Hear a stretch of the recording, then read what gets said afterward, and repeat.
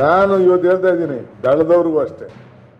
ನಾನು ಇವತ್ತು ನಿಮ್ಮ ಮುಖಾಂತರ ದಳದ ಕಾರ್ಯಕರ್ತರಿಗೆ ಹೇಳ್ತಾ ಇದ್ದೀನಿ, ನಿಮ್ಮ ಲೀಡ್ಗಳು ನಂಬ್ಕೊಂಡ್ರೆ ನಿಮಗೆ ಭವಿಷ್ಯ ಇಲ್ಲ.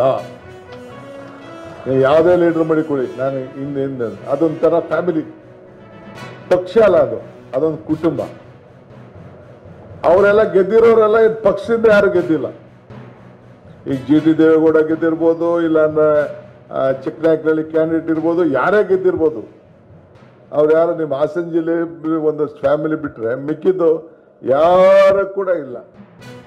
ಏನ್ ನನ್ನ ತಮ್ಮನ ಮೇಲೆ ಹಾಕ್ಬೇಕು ಅಂತ ದೊಡ್ಡ ತಂತ್ರ ಮಾಡಿದ್ರು. ಏನ್ ಮಾಡಿ ಕೊನೆಗೆ ಏನೆಲ್ಲ ಕಾಂಗ್ರೆಸ್ ಜನತಾದಳದ ರಾಷ್ಟ್ರೀಯ ಅಧ್ಯಕ್ಷರು ಅಳಿಯನ್ನ ತೆಗೆದುಕೊಂಡೋಗಿ ಬಿಜೆಪಿಯಿಂದ ನಿಲ್ಸಿದ್ರು. ಏನ್ ನಂಗೆ ತಂತ್ರ ಮಾಡಕ್ ಗೊತ್ತಿಲ್ವೋ?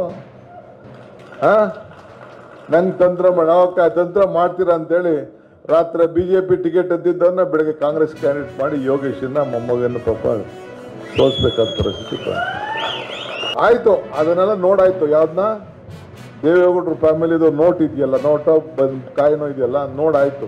ಹಿಂಗೂ ತಿರ್ಗಾಯ್ತು, ಹಿಂಗೂ ತಿರ್ಗಾಯ್ತು. ಕಾಯಿನ್ ನೋಡಾಯ್ತು. ಜನ ಇನ್ನೆಷ್ಟು ಅಂತ ನೋಡೋರು, ಯಾವ ರೀತಿ ನೋಡೋರು, ಫೋನಲ್ಲಿ ನೋಡೋರು, ನೋಟಲ್ಲಿ ನೋಡೋರು, ಪೇಪರ್ ನೋಡೋರು, ಎಲ್ಲೆಲ್ಲಿ ನೋಡ್ಬೇಕಾದ್ರೆ ನೋಡಾಯ್ತು ಅವರೆಲ್ಲ. ನನಗೇನು ಅವ್ರ ಮೇಲೆ ವೈಯಕ್ತಿಕವಾದೇನಿಲ್ಲ.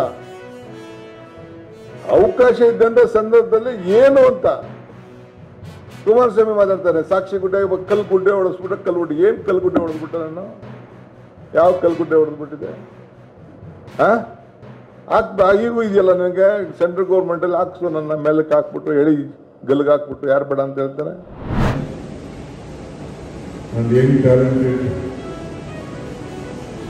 New entrepreneurs also who have been here.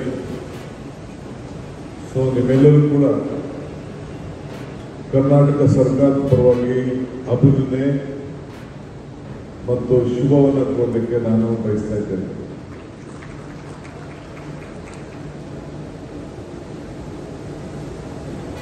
ಹಳ್ಳಿಲಿ ಹುಟ್ಟಿದ್ರು ಕೂಡ ನನ್ನ ವಿದ್ಯಾಭ್ಯಾಸ ಎಲ್ಲ ನಡೆದದ್ದು ಬೆಂಗಳೂರಿನಲ್ಲಿ. ಬೇರೆ ರಾಜಕಾರಣ ಮಾತ್ರ ಹಳ್ಳಿಗೆ ವಾಪಸ್ ಹೋಗಿದೆ. ರಾಜಾಜಿನಗರದಲ್ಲಿ ಓದ್ತಾ ಇದೆ. ನಮ್ಮ ಇಂಡಸ್ಟ್ರಿಯಲ್ ಟೌನು ಪಕ್ಕದಲ್ಲಿ ಐಟೆನ್ ಪಾರ್ಕಲ್ಲಿ ನ್ಯಾಷನಲ್ ಪಬ್ಲಿಕ್ ಸ್ಕೂಲ್ ಹೋಗ್ತಾ ಇದೆ. ಇಂಡಸ್ಟ್ರೀಸ್ ಯಾಕೆ ಹೇಗೆ ಬರ್ತದೆ, ಶ್ರಮ ಏನು, ಫಲ ಏನು ಅನ್ನೋದು ನಮಗೆಲ್ಲೂ ಕೂಡ ಅರಿವಿದೆ. ನಾನು ವೈಯಕ್ತಿಕವಾಗಿ whenever I go to various institutions, normally attend various programs in many colleges and institutions. I just tell them, you should not look at being employed.